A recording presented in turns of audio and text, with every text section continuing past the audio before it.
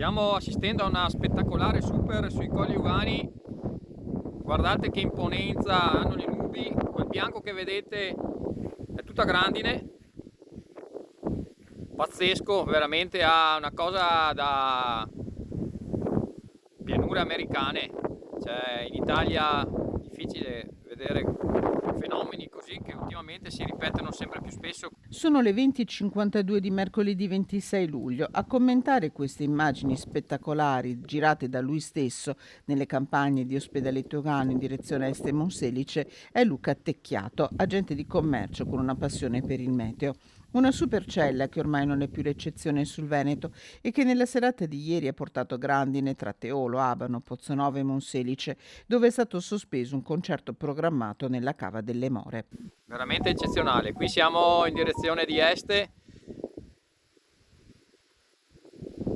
vediamo quel muro di grandine e acqua,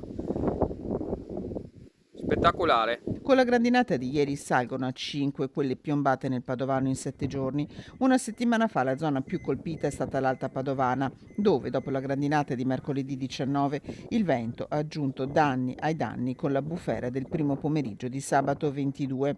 Fenomeni simili non sono nuovi per la provincia di Padova, la novità è la frequenza con cui sempre più spesso si abbattono.